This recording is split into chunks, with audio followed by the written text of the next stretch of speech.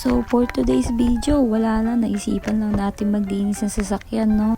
Dahil wala rin naman tayong pasok ngayong araw. Kaya ito, tara, samahan nyo ako linisin to. Hindi ko na nga din maalala kung kailan yung last na linis ko dito. Hindi rin naman kasi siya ganun karumi dahil ako lang din naman halos na sumasakay dito. Hindi ko nga rin alam bakit puro dito na lang yung naririnig ko. So una kong ginagawa ay sinatanggal ko yung carpet ko. Nagulat na lang ako at parang kasing lutong ng lechon. Abay nagkapira-piraso na. Ang hirap pala i-voice over yung ganito. Yung naglilinis ka lang ng sasakyan mo. Hindi ko kasi alam kung anong kwento ang gagawin ko ngayon. Siguro, umpisahan na lang natin sa pagpapakilala sa aking baby. Ito nga pala si Orangey. Orange lang talaga, pinaarte lang. Suzuki Hustler nga pala. Isang cake kung tawagin sa Japan. Ano yon? Ano yung tinatanong nyo? Bakit ito? Bakit itong sasakyan ang kinuha ko? Sa totoo lang, hindi ko rin naman alam kung bakit ito yung kinuha ko. Nung panahon na yon, ang gusto ko naman talaga ay Honda Civic dahil yun naman talaga ang uso noon.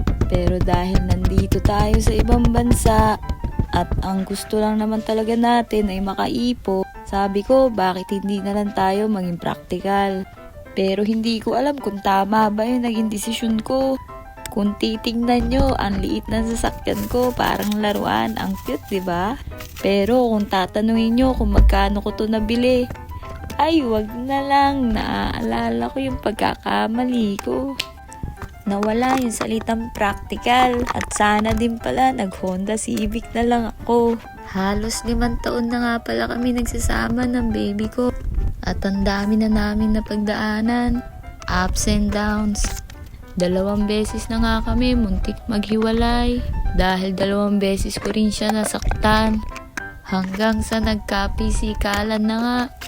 Yung una, dahil may hangover ako, naaalimpungatan niya pala ako at naiuntog ko siya sa poste. Yung pangalawa naman, matino naman sana ako, kakaliwa sana ako nang sumabit din siya.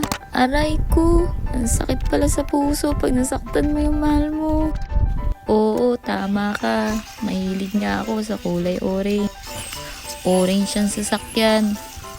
Orange ang jacket kanina. Nagpalit ng damit dahil nainitan. At ngayon, orange din ang short. Hindi nyo alam, baka pati yung sa loob, orange din. So ayun nga, nakakapagsalamin na ako sa sobrang kintab. Dito ko na rin tatapusin yung video na to. Hanggang sa muli, paalam!